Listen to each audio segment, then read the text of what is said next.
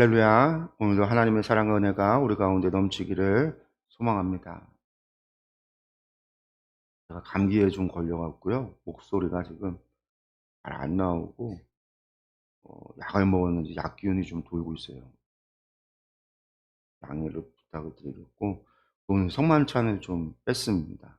그래서 이제 마이크가 이 얼굴에 차는 거라 마스크를 할 수가 없어서 오늘은 성만찬을 좀 뺐습니다. 오늘 말씀 함께 좀 나누겠습니다. 예전에 EBS에서요. 유화 그림을 그리는 프로그램이 있었습니다. 어린 우리 학생들은 모를 텐데 어르신들은 좀 아실 거예요. 워낙 유명해서 EBS 프로그램이지만 밥 아저씨라고 불렸던 밥 로스라고 하는 분이요. 아주 짧은 시간 한 20분 동안 20분 만에 그림을 하나 완성을 하죠. 짧은 시간에 그림을 쓱싹쓱싹 그리면서요. 30조 이렇게 이야기하는 그런 프로그램이에요. 정말 보기만 하면은요, 그림이 정말 쉬워 보여요. 마법같이 그림이 그려지는데 실제로 따라하면 절대로 할 수가 없죠. 그림을 전공한 사람들도요, 그렇게 빠른 시간에 따라하기란 쉬운 일이 아닙니다. 20분 만에 유화 그림 하나를 완성한다라고 하는 거는 사실 그림 전공자들도 불가능한 일이다라고 이야기를 해요. 근데 이 밥 아저씨는요, 정말 쉽게 그려요. 나이프에 물감을 묻혀 몇 번 이렇게 긁어내면 그냥 눈 덮인 산이 완성이 되고, 붓으로 그냥 툭툭 하면 그냥 나무가 되고 구름이 되고, 그렇게 그냥 붓으로 툭툭 하면서 흥미롭죠. 또 쓱쓱 그리다가 참 쉽죠. 이렇게 말하니까 이게 참 황당하기도 하고 또 신기하기도 하고 재미있기도 해요. 그래서 인제 아이들뿐만 아니라 어른들도 좀 신기해하면서 재미있게 보았던 프로그램이에요. 그래서 당시에 EBS 프로그램인데 시청률이 되게 높았어요. 이 밥 아저씨 이 프로그램이요. 그림에 대해서 아무것도 모르던 시절에는요. 정말 그림을 그렇게 하면 잘 그릴 수 있는 줄 알았어요. '아 저러면 그림이 그려지는구나.' 그런 줄 알았어요. 그런데 그게 결코 쉬운 일이 아니라는 것을요. 제가 학교에서 미술 시간에 제 그림을 보면서 제가 그린 그림을 보면서 알게 됐죠. '아 그건 아무나 되는 게 아니구나.' 모르고 보면 다 쉬워 보이는데 쉬운 게 아니라는 거예요. 정말 쉽다고 할 수 있는 것은요. 이 아저씨와 같은 달인 정도의 사람만이 할 수 있는 겁니다. 특별히 이제 그분이 그리는 기법이 그분만의 기법이 따로 있더라고요. 명칭이 따로 있어요. SBS에서 하는 생활의 달인이라는 프로그램도 있습니다. 한 분야에서 오랫동안 일한 분들의 숙달된 그런 기술을 소개해 주는 프로그램이죠. 보면 '야 정말 잘하는구나.' 그런 걸 인제 느낄 때가 있어요. 그 달인이라는 말의 의미가 그렇습니다. 학문이나 기회에 통달해서 남달리 뛰어난 역량을 가진 사람을 일컫는 말이라고 그래요. 이런 달인들이 하는 것을 보면은요 정말 쉬워 보여요. 그러나 일반 사람들이 막상 해 보려고 하면은요 그것이 쉬운 것이 아니라는 것, 그것을 알 수가 있죠. 제가 성경 강의를 하는데요. 그것도 그래요. 제가 성경 강의를 한 지가 한 15 년, 16년 정도가 된 것 같아요. 물론 교회 사역이야 더 오래됐죠. 20 년, 25년 가까이 됐으니까. 그러니까 본격적으로 성경을 공부하고 연구하고 그것을 가르치기 시작을 한 것은요. 한 16년 정도 된 것 같아요. 그래서 그런지 성경을 보고 공부하고 강의하고 가르치는 일이 그렇게 어렵지가 않아요. 물론 처음에는 어려웠죠. 처음에는 어려웠습니다. 처음에는 앞에 서서 설교하는 것도 어려웠어요 사실은. 제가 사역을 시작할 때는요. 근데 성경 강의를 오래 하다 보니까 이제는 이게 그렇게 어렵지 않게 된 거예요. 근데 주변에 성경 강의를 하는 게 어렵다고 하는 사람들이 많아요, 목회자들. 제가 이제 주로 목회자들을 대상으로 성경 강의를 하다 보니깐요. 특히 인제 한마을 성경학교를 하면서 새로 인제 강의를 맡게 될 새로운 강사들을 양육하고 교육하는 일을 제가 전담을 해서 새로운 강사들을 인제 교육하는 일을 하는데, 그 강사를 맡은 분들이 강의를 맡겨 놓으면요 스트레스를 받기도 하고 어렵다고 이야기를 하는 거예요. 저는 처음에는 그냥 '엄살인가.' 했는데 정말 스트레스를 받아서 응급실에 가는 분이 계시는 거예요. 내일이 강의 날인데 밤에 강의 준비하다가 스트레스로 그냥 고카페인 음료 마시고 막 그러다가 응급실에 실려가서 강의를 펑크 내는 분이 계신 거예요. 처음에는 이해가 되지 않는 거죠. 저는 쉽다고 생각하는데 강의 들었으면 강의 듣고 내가 좀 책 보고 그랬으면 강의하는 게 당연한 거 아닌가. '이게 왜 안 되나.' 그런 생각을 했어요. 제가 인제 그런 얘기를 하면요 저를 이상하게 쳐다보는 거죠. 나중에 알았어요. 그 표정이 제가 밥 아저씨를 쳐다보는 표정이었구나. 제가 달인까지는 아니지만 한 우물을 15년 이상을 팠더니 저에게는 쉬운 것이 된 거였죠. 그렇습니다. 세상에 상대적인 것이라는 게 있어요. 누군가에게는 쉬운 것이 누군가에게는 쉽지 않은 것이 있습니다. 목사가 돼서요 성도님들께 늘 하는 설교가 있어요. "우리 말씀대로 살아갑시다."라는 거죠. 말씀대로 살자면서 "왜 말씀대로 살지 못하냐." 이렇게 책망하는 경우가 있습니다. 물론 뭐 저야 인제 늘 "같이 살아갑시다." 이런 설교를 하죠. 왜냐하면 제가 나이가 많은 게 아니니까. 근데 나이 많은 목사님들 가운데는요 경우에는 책망하고 호통치는 분들이 계세요. 그 부흥 강사 같은 경우 나이 드신 분들이 오시면은요 그렇게 책망하는 그런 분들이 계세요. 물론 이제 나이가 있으시니까 책망할 수도 있고 훈계할 수도 있어요. 그런데 생각해 보면은요 '목회자의 삶과 성도들의 삶이 참 다르다.'라는 거죠. 저만 돌아봐도 그래요. 저의 삶이라고 하는 게 사실 집, 교회, 집 이게 전부예요. 요즘이야 제가 인제 다이어트를 한다고 해서 집, 교회, 헬스장 이 정도예요. 그 중간에 짬짬이 제가 인제 박사 공부를 하고 있으니까 뭐 학교를 가는 날이 있기도 하고 또 지방에 일을 하다 보니까 지방 목사님들과 만나는 그런 일들이 있어요. 그것을 제외하면은요 거의 집, 교회예요. 그만큼 세상의 유혹과 그런 어려움에 노출될 위험이 적다라는 거죠. 그러나 상대적으로 성도님들은 그렇지가 않아요. 일하는 직장, 그 직장 자체가 시험에 들게 해요. 만나는 사람들이 믿지 않는 사람들이 대부분이죠. 요즘 기독교인 숫자가 줄어들었잖아요. 세상에 나가서 우리가 만나는 사람들이 대부분이 믿지 않는 사람들인데 그런 사람들과 같이 일을 해야 한다라는 거예요. 그런 환경이다 보니 당연히 유혹이나 위험에 노출되는 경우가 많을 수밖에 없어요. 많은 선택의 기로에 놓여져 있을 수밖에 없어요. 그런 성도님들을 향해서 그냥 무조건 "왜 말씀대로 살지 못하냐."고 책망한다라고 한다면 사실은 그것은 잘못이에요. "나는 지키는데 너희는 왜 못 지키느냐?"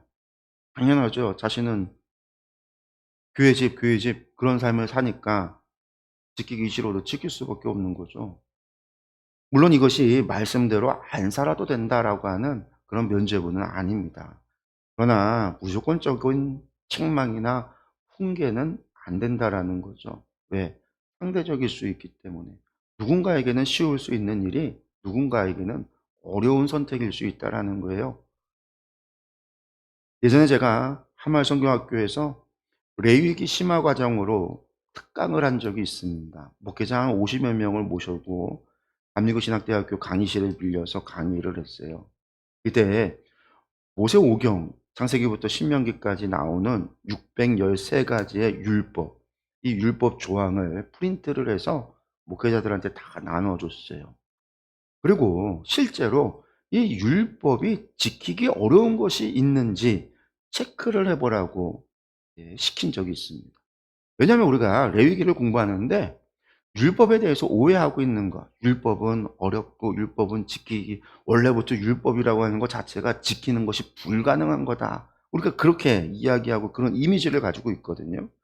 율법으로 구원을 받지 못하고 그래서 예수님께서 십자가에서 죽으심으로 믿음으로 구원을 받는다.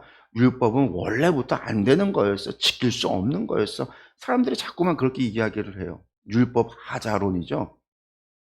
그래서 제가 아예 613 가지 실제로 율법에 하지 마라 하라고 했던 하나님의 명령을 613 가지를 다 프린트를 해서 체크리스트를 해 갖고 목회자들한테 다 나눠 줬어요. 그리고선 체크를 시켰습니다. 여러분들 결과가 어떻게 나왔을 것 같아요?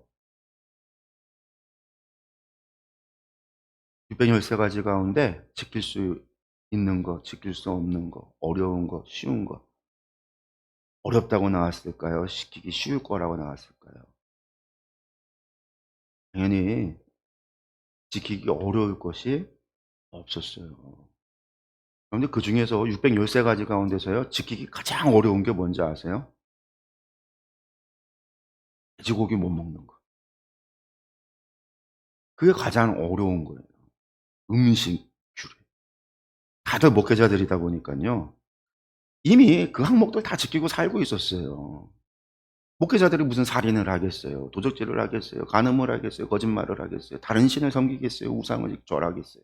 안식일을 안 지키겠어요. 재산을 모아서 무슨 희년에 돌려줄 게 있겠어요. 목회자들이 무슨 재산이 있어요. 집이 있어요. 뭐가 있어요. 다 교회 사택이고 교회 안에서 있는 거 자기 집 하나 채 없는 사람들이. 그러니까 목회자들에게 있어서 지킬 수 없는 게 뭐가 있냐라고 한다면 사실은 뭐 안식년 같은 거야 교회가 시켜줘야 쉬는 거니까.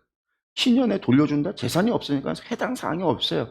해당 사항 없는 건 다 빼고 해당 사항 있는 것 가운데 보니까 음식 규례가 가장 큰 걱정이라는 거죠. 그 맛있는 삼겹살을 못 먹는다? 제가 봐도요. 그게 고민인 거예요. 야, 음식 규례가 제일 힘들다. 실제로 체크리스트를 해 놓고 보니까 어려운 게요 없더라는 거예요. 율법이처럼 지키기 어려운 것이 아니구나. 이렇게 강의를 해 봤어요. 그럼에도 이스라엘 민족이요 지키지 않았다라는 거예요. 그러니 결론이 어떻게 나겠어요? 이 구약의 이스라엘 민족 참 나쁜 놈들이었구나. 정말 목이 곧고 패역한 놈들, 이거 어렵지도 않은 걸 갖다가 안 지키고 그렇게 하나님 배신하고 살았구나. 이렇게 되어 버린 것이죠. 이런 생각을 가졌어요. 또 이런 생각을 갖게 되는 아주 결정적인 해석을 하게 되는 이유가 사실은 오늘 읽은 말씀 가운데 나와요. 특별히 오늘 읽은 말씀 중에서도 첫 번째 나오는 말씀 11절의 말씀이 그거예요. 11절 말씀 한번 다시 한번 볼까요? 내가 오늘 내게 명령한 이 명령은 내게 어려운 것도 아니요 먼 것도 아니라. 네. 사실 11절의 말씀은요 아주 충격적인 말씀입니다. 오늘 내게 명령한 이 명령은 이라는 것이 모압 평지에서 행하는 언약 갱신에 관한 것만을 의미하는 것은 아닙니다.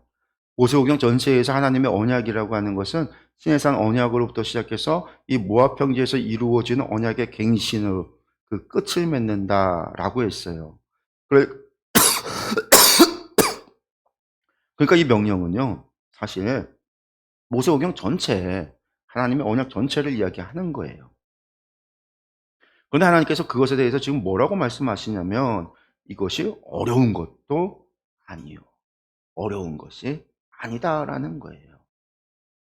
마치 밥 아저씨가 참 쉽죠? 라고 하는 것처럼 하나님이 말씀하고 계십니다.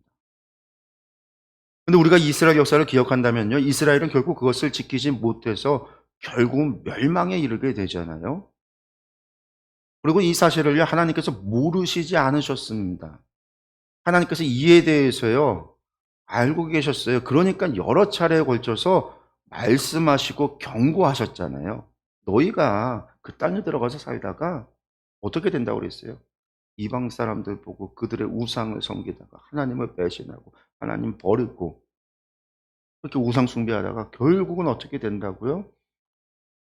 너희가 심판을 받고 레위기로 얘기한다면 7배, 7배, 7배, 7배의 벌을 받아서 결국은 어떻게 해요? 포로가 될 것이다. 신명기로 이야기한다면 그들이 저주를 받아서 하나님 앞에 벌을 받아서 세상에 흩어지고 포로가 될 것이다. 그렇게 말씀하셨단 말이에요.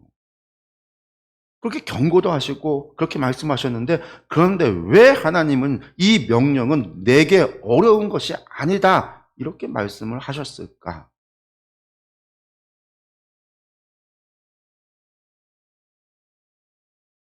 그것도 말씀을 보면은요. 내게 어려운 것도 아니요.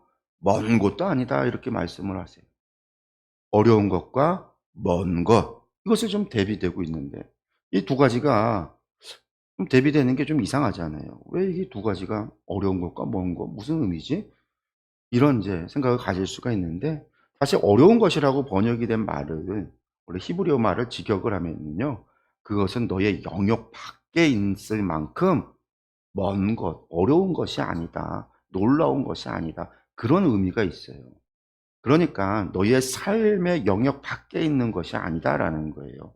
너의 삶의 영역 안에 있는 것, 너의 삶과 아주 밀접한 가까운 곳에 있는 충분히 너희가 감당할 일들이다. 그런 뜻이에요. 그러니까 먼 것과 반대죠. 먼 곳에 있으면 하려면은 먼 곳을 찾아가야 되니까 어렵지만 가까이에 있으면 얼마든지 우리가 매일같이 행할 수 있다. 그런 이제 대비를 주는 거예요. 이런 대비에 대한 부연 설명이 그래서 12절, 14절의 말씀이에요. 12절에서 14절 말씀 볼게요. 하늘에 있는 것이 아니니 내가 이르기를 누가 우리를 위하여 하늘에 올라가 그의 명령을 우리에게로 가지고 와서 우리에게 들려 행하게 하려 할 것이 아니요 이것이 바다 밖에 있는 것이 아니니 내가 이르기를 누가 우리를 위하여 바다를 건너가서 그의 명령을 우리에게로 가지고 와서 우리에게 들려 행하게 하려 할 것도 아니라 오직 그 말씀이 내게 매우 가까워서 내 입에 있으며 내 마음에 있은즉 내가 이를 행할 수 있느니라. 먼 곳에 있는 것이 무엇이냐? 하늘에 있는 것이나 바다 밖에 있는 것, 그것이 아니다라는 거예요. 그러니까 하늘에 있는 것을 가져다가 무엇인가를 하라고 시키는 것도 아니요. 바다 건너에 있는 것을 행하라고 하는 것도 아니다라는 거예요. 여러분 쉽게 말해서 하늘의 별을 따라오라는 것도 아니고 바다 건너에 있는 어떤 보물섬을 찾아오라는 것도 아니다. 그런 말이에요. 이런 허황된 거, 불가능한 것을 갖다가 명령하는 것이 아니라는 거죠. 그런 명령을 하늘에 가서 받아와야 되는 거. 바다 건너가서 명령을 받아와서 그렇게 힘들게 받아와서 명령을 이해하는 게 아니라 하나님께서 너의 입에 두었고 너의 마음에 두었다. 하늘에 올라갈 필요도 바다를 건널 필요도 없고 이미 우리에게 우리 입술에 우리 마음에 두었다라는 거예요. 여러분들 우리 입에도 있다라는 말은요. 당시 사람들은 글을 모르잖아요. 뿐만 아니라 당시에는 책도 없었어요. 그렇기 때문에 모든 사람이 입으로 외웠어요. 구전이라고 제가 그것을 이야기를 했잖아요. 그래서 입으로 외웠기 때문에 그것에 대한 입에 두었다라고 표현을 하시는 거예요. 그 얘기는 모든 사람들이 그것을 외워서 이미 알고 있다라는 거죠. 이미 사람들의 삶의 영역 안에 하나님의 명령과 말씀, 규례, 법도가 들어와 있고 그것을 지키는 것이 결코 어려운 것이 불가능한 것이 아니다라는 거예요. 아니, 어려운 것이 아니라 쉽다라는 거죠. 근데 우리가 다시 한번 생각해 봐요. 정말 쉬운 것일까? 우리가 지금 읽고 듣고 공부한 율법들을 생각해 보세요. 그것이 어려웠습니까? 쉬웠습니까? 어렵다고 하면 어려울 수 있어요. 쉽다고 하면 쉬울 수도 있어요. 그런데 우리가 또 어렵다고 하면 이건 하나님을 거짓말쟁이로 만드는 것이잖아요. 아니, 하나님 입장에서는 쉬울 수 있지만 사람들 입장에서는 어려울 수 있잖아요. 우리가 그렇게 답할 수 있죠. 그러나 어째 이 설교의 특성, 흐름상 어렵다고 하면 좀 틀린 답이 될 것 같죠. 어떻게 대답해야 되나 아리송합니다. 오늘 우리의 입장에서 생각해 본다면 어려울 게 얼마나 있을까요? 특히 우리 성도들의 입장에서는요. 어려울 게 진짜 없어요. 우리는 십계명 다 잘 지키고 살아가고 있으니까요. 십계명뿐만 아니라 우리 교회 성도님들은요. 웬만해서는 도덕적인 삶을 다 살고 있습니다. 물론 적극적으로 하나님의 말씀에 순종하는 것, 복음을 전하거나 하는 일에 있어서는 우리가 조금 소홀할 수는 있어요. 그러나 율법적인 입장에서 본다라고 한다면요, 우리는 이미 윤리적인 삶, 도덕적인 삶을 충분히 살아가고 있습니다. 그러니까 율법을 지키는 것이 그리 어렵다라고 느끼지 않는 거죠. 게다가 율법이라고 하는 것이요, 한 번 실수하면 끝이거나 한 번 죄를 지으면 그것이 영영 기회가 다시 없거나 하는 것이 아니잖아요. 잘못하면 어떻게 하면 돼요? 회개하면 돼요. 속죄죄도 있고 속건죄도 있고요. 번제, 속죄의 의미가 담겨 있는 번제도 있어요. 뿐만 아니라 어떠한 죄든 무엇이든 하나님이 용서해 주시는 대속죄일도 있잖아요. 다시 기회가 있다라는 거예요. 얼마든지 다시 해봐라 하시는 하나님의 은혜가 있다라는 거예요. 언제든지 다시 시도하고 다시 출발하고 다시 할 수 있는 기회를 하나님이 주시는 거예요. 이 은혜와 사랑이 율법 안에 있는 거예요. 그렇기 때문에 율법을 지키는 것은요, 쉬워요, 어려워요? 당연히 어려운 게 아니에요. 못 지키면 다시 하면 돼요. 그러니까 어려운 게 아니에요. 우리 입장에서 어려울 뿐만 아니라 당시 시대 상황 속에서도요, 그것이 어려운 게 아니에요. 물론 당시 시대 상황 속에서 어려운 것이 있을 수 있어요. 제가 그랬죠. 길가에 죽은 양을 주인에게 찾아주는 거 오늘날은요 너무나 당연한 일이죠. 오늘날 우리는요 지갑 죽은 것도 다 찾아주잖아요. 그러나 당시 사람들은 죽으면 죽은 사람이 인자인데 그것을 주인은 찾아준다? 그런 수고를 내가 감당한다? 이것은 말도 안 되는 어려운 일이라고 했어요. 그러나 이게 사실 내가 욕심만 내려놓으면요 어려운 게 아니에요. 욕심을 내려놓으면 할 수 있는 거예요. 그리고 이것이 처음은 어렵지만 율법이라고 하는 것이 습관이 돼서 나의 삶의 자리에 자리 잡게 되면요 어려운 게 아니에요. 음식의 규례라는 것이 사실은 습관이 되면 어려운 게 아니라는 거예요. 귀찮을 수는 있어요. 귀찮은 것이지 어려운 게 아니라는 거예요. 귀찮은 것은 습관화가 되면 반복하게 되면 얼마든지 극복할 수 있는 거예요.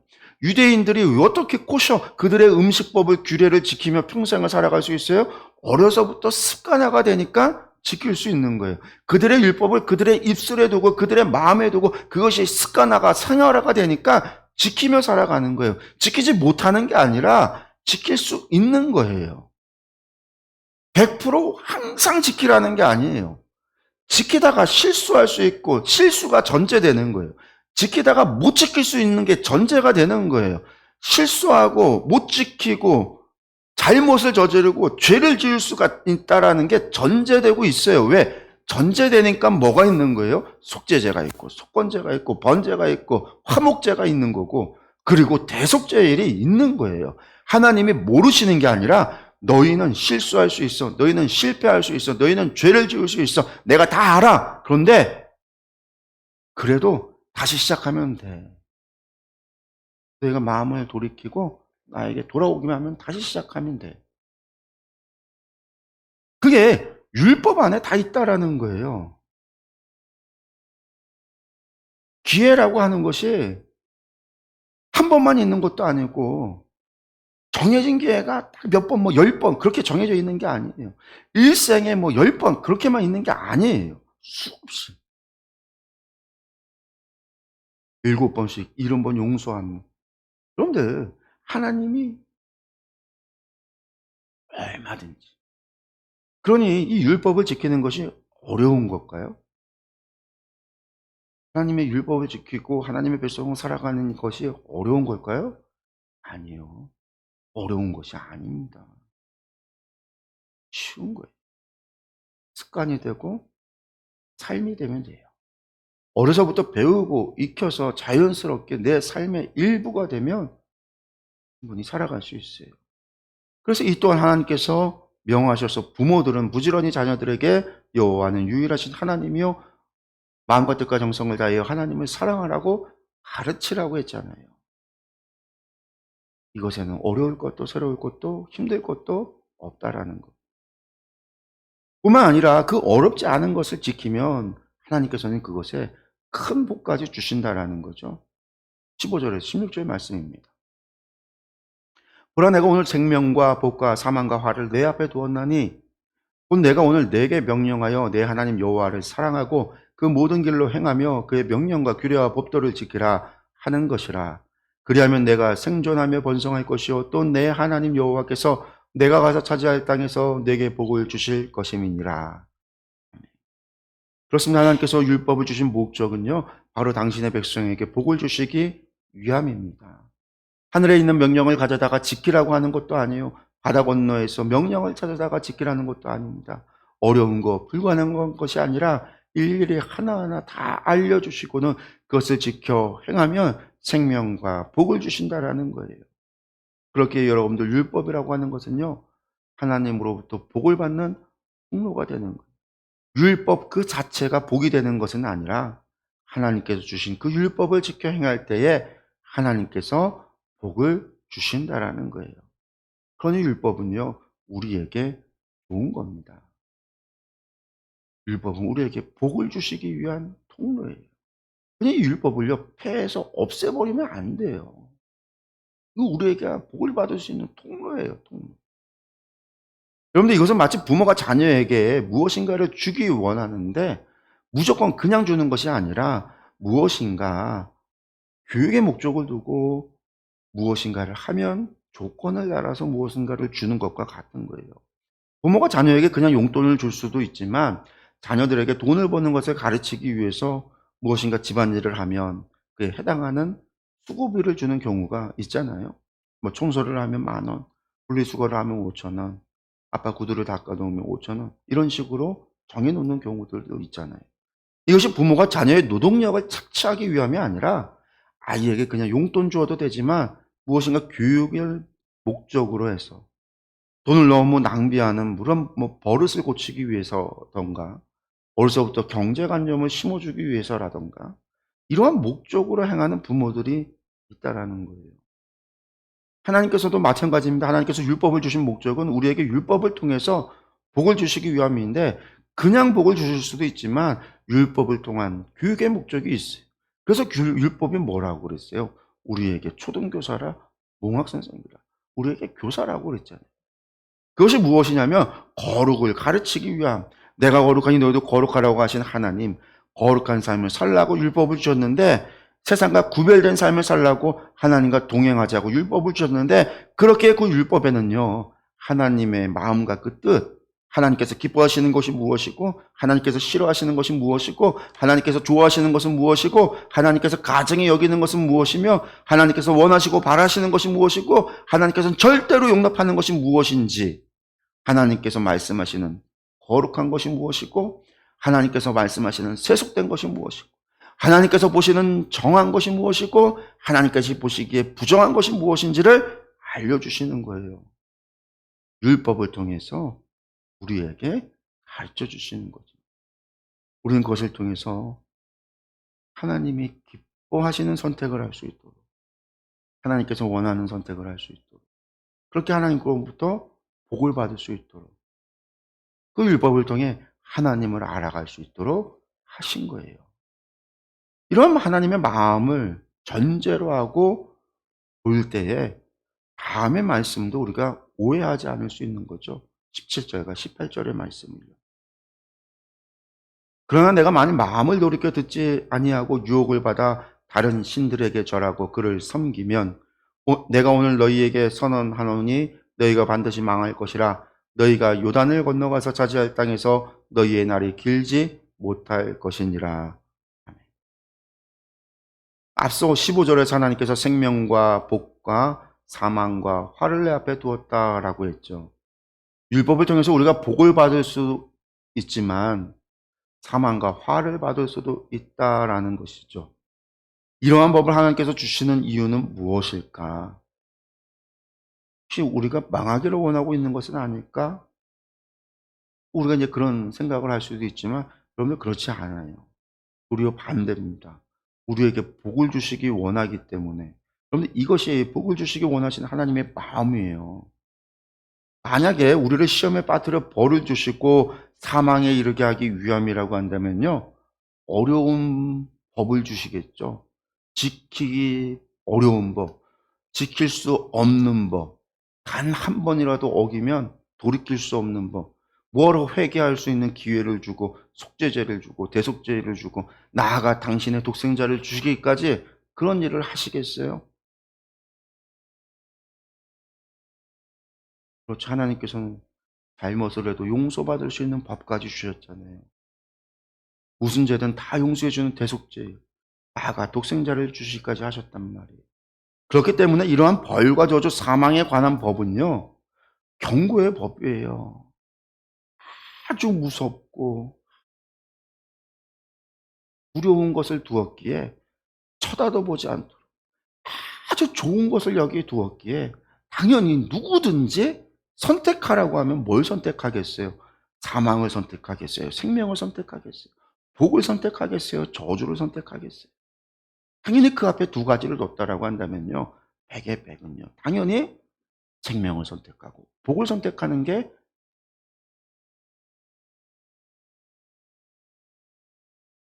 하나님께서 그 앞에 우리에게 두신 이유는요, 생명을 선택, 복을 선택하라라는 거예요. 벌과 저주, 사망은 공고죠. 법을 지키게 하고자 하는 죄의 억제력을 위한 거예요. 마치 부모들이 자녀들에게 하는 경고와 같은, 그렇기에 하나님의 진정한 마음은 우리가 생명을 선택하고 복을 선택하기를 원하는 거예요. 그러나 하나님은요, 사람이 아니시기 때문에 그 하신 말씀을 돌이키지 않습니다. 정하신 것을 반드시 지키시는 분이세요. 그러니 그것을 두신 분, 하나님의 문제가 아니라 그것을 선택하는 인간의 잘못, 인간 스스로의 선택에 대해서 책임을 져야 돼요. 그것이 하나님의 공의입니다. 그렇지만 하나님이 원하시는 것은 분명해요. 마지막 19절, 20절에서 하나님 분명하게 하나님의 그 뜻을 말씀하고 있습니다. 말씀해 보죠. 내가 오늘 하늘과 땅을 불러 너희에게 증거를 삼노라. 내가 생명과 사망과 복과 저주를 내 앞에 두었은즉 너와 내 자손이 살기 위하여 생명을 택하고 내 하나님 여호와를 사랑하고 그의 말씀을 청종하며 또 그를 의지하라. 그는 내 생명이시오 내 장수이시니 여호와께서 내 조상 아브라함과 이삭과 야곱에게 주리라고 맹세하신 땅에 내가 거주하리라. 아멘. 하나님께서 오늘 이스라엘 백성들에게 율법을 주신 이유, 다른 게 아닙니다. 생명과 사망과 복과 저주를 그들 앞에 두신 이유, 다른 게 아니에요. 그들과 그들의 자손이 살기 위하여 생명을 택하고 하나님 여호와를 사랑하고 그의 말씀을 청종하며 또 그를 의지하기를 바라시기 때문이라는 겁니다. 그렇게 행함으로 하나님께서 아브라함과 이삭과 야곱에게 주기로 맹세하신 그 약속의 땅에서 그들이 장수하며 평안을 누리기를, 하나님의 거룩한 백성으로 하나님과 함께하기를 바라고 원하신다라는 겁니다. 그렇습니다. 세상 누구도 자신 앞에 복과 저주가 있고 생명과 사망이 있다라고 한다면 복을 선택하고 생명을 선택할 겁니다. 그 누구도 저주를 선택하고 사망을 선택할 사람은 아무도 없습니다. 하나님께서 율법을 두신 이유가 바로 복을 택하고 생명을 택하라고 하셨다라는 겁니다. 또 부모가 돼서 자녀를 위해서 복과 저주, 생명과 사망이 있는데 자녀를 위하여 저주를 선택하고 사망을 선택할 부모 아무도 없어요. 여러분들, 살인자도 지 새끼는요 끔찍하게 생각하잖아요. 아무리 세상에 악한 사람이라 할지라도요 자기 자녀는요 끔찍하게 생각해요. 아무리 악한 인간이라 할지라도 자녀를 위해서는 복을 빌어줘요. 그것이 인간이에요. 인간의 죄성, 죄인이 되었어도 변하지 않는 거예요. 복을 추구하고 생명을 추구하고 생명을 탐하는 인간의 본성. 하나님은 그걸 아시기에 하나님은 그 율법을 통해서 하나님의 생명과 복을 선택하기를 바라시는 거예요. 하나님의 뜻이라는 거예요. 사랑하는 성도 여러분, 우리에게 주신 하나님의 말씀도 이와 같습니다. 하나님께서 주시는 말씀은요 언제나 변함없습니다. 생명과 사망, 복과 저주의 말씀입니다. 이들 가운데 선택은요 바로 우리 자신들의 몫입니다. 우리가 선택하고 우리가 그 선택에 책임을 져야 합니다. 그런데 그 말씀 우리는 지키기 힘들다라고 이야기합니다. 우리 상황을 이야기하고요 우리 환경을 이야기합니다. 그러나 정말 어려운지 우리가 다시 한번 생각해 보면 불가능한 일이 아니에요. 다만 조금 불편하고 조금 귀찮고 조금 용기를 내야 하고 조금 더 부지런해야 할 뿐입니다. 사실 생각해 보면 하나님의 말씀이 옳아요. 하나님의 말씀은 어려운 것이 아니에요. 다만 우리가 불순종하고 있는 거예요. 용기가 조금 없어서, 조금 부지런하지 못해서, 조금 귀찮음을 감내하지 않고 있기 때문에 바로 그 조금의 차이가 우리가 우리의 삶의 불순종의 삶으로 이끌고 있다라는 겁니다. 성도 여러분, 이것을 우리가 깨달아야만 해요. 성도 여러분, 하나님의 이 말씀, 내 명령은 결코 어려운 것이 아니다 라고 하시는 이 말씀을 여러분들의 마음에 새기시기 바라요. 항시 이 말씀을 생각하시고 또 생각하시기 바랍니다. 선택의 기로에 있을 때 나는 분명히 너희에게 말했다. 나의 말은, 내 명령은 결코 어려운 것이 아니다. 네가 어렵다라고 생각하고 네가 고민하고 있는 이 순간, 네가 고민하는 이유는 너의 욕심 때문이야. 너의 귀찮음 때문이야. 그것을 내려놓아야 돼. 하나님께서 말씀하고 있는 거예요. 하나님의 말씀 앞에서 우리가 머뭇거릴 때마다, 불순종의 유혹이 우리 가운데 일어날 때마다 여러분들 이 말씀을 생각하시면서 여러분들 복을 선택하고 생명을 선택하는 저와 여러분들이 되시기를 간절히 축원합니다. 기도하겠습니다.